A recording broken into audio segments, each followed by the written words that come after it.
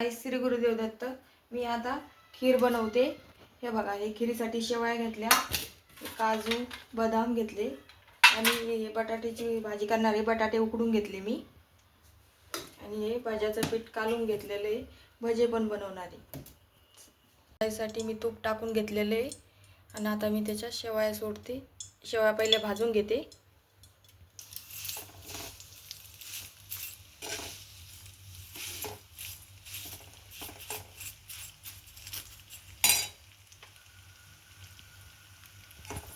शेवया भाजून घेतल्या आणि आता हे ताटात काढल्या.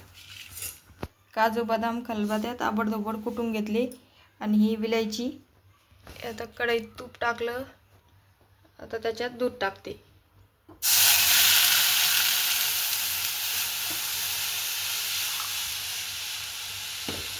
दूध टाकून साखर टाकते.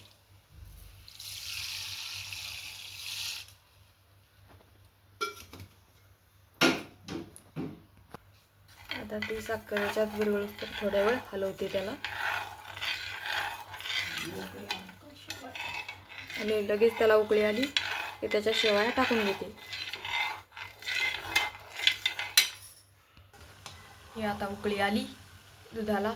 आता मी त्याच्यात काजू बदाम सोडते. टाकले काजू बदाम. आता शेवया टाकते. शेवया पण टाकले मी त्याच्यात.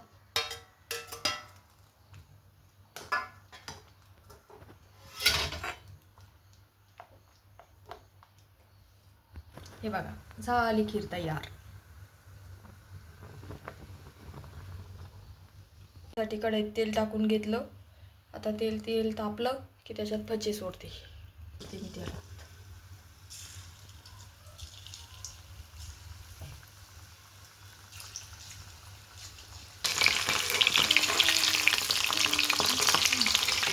आता भजे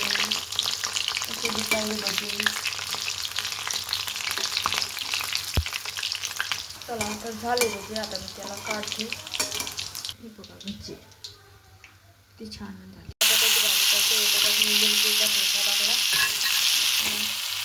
लाल तिखट, परवीन, धनिया पावडर हे टाकलं. नंतर त्याला पण भाजून घेते आणि ती टाकली थोडीशी हळदी.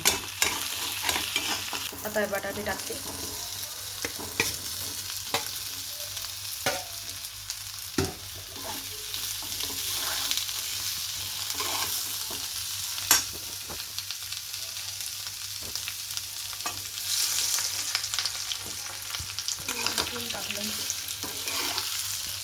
टाकली कोथिंबीर आणि आता हा शेंगदाण्याचा कूट टाकते. सर्व लोकांनी घेतलं, थोडं पाणी टाकते. आता हे आता मीठ टाकते. चला, तर झाली आता भाजी तयार. हे बघा, झाली बटाट्याची भाजी. टाकून घेतले मी हे. लगेच आता त्यांना तळून घेते. तेल टाकायला ठेवलं कढईत. आता टाकते पुरी. टाकली कढईत पुरी. ती लागली त्याला पोहायला. ती फुगली, केली पलटी. हे बघा कशा पुऱ्या टमाटमा झाल्या पुऱ्या.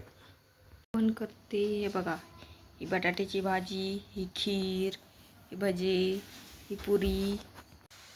चला तर जेवते मी आता.